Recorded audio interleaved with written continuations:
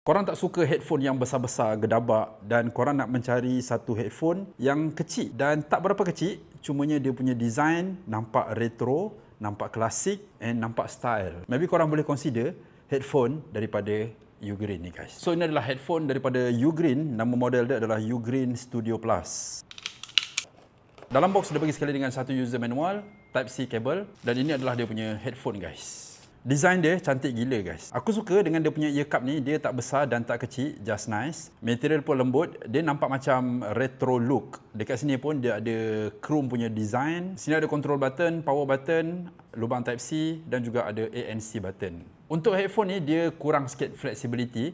Dia punya bahagian ear cup ni dia boleh lah pusing macam ni kan, tapi korang tak boleh nak lipat, dan dia boleh panjangkan. Bahagian atas ni pun dia ada span untuk kepala, dan ini adalah dia punya maksimum panjang lah, dia tak adalah boleh panjang mana. Dia punya bahagian atas ni pun cantik gila, dan headphone ni ringan guys. Berat dia hanya 135 gram. So kalau korang letak dekat leher tu memang tak rasa berat langsung dan rasa selesa. Dan untuk harga dia pun murah guys, dalam RM73 je. So nak pakai dia pun senang, just connect je dengan Bluetooth macam biasa. Lepas tu korang terus boleh layan. Dia punya ear cup ni memang kecil, kalau korang tengok dia bukannya jenis macam yang biasa selalu kita pakai tu, dia akan tutup telinga macam tu kan. Yang ni dia tepek je dekat telinga. Satu lagi, earphone ni pun dia dah ada ANC -25 dB. Bagi aku memang sangat bagus, lagi-lagi kalau korang pakai dekat public area. Jadi dia akan mute semua bunyi-bunyi bising, dia akan fokus kepada audio yang korang dengar. Dari segi dia punya audio quality, bagi aku memang sedap. Korang dengar ni,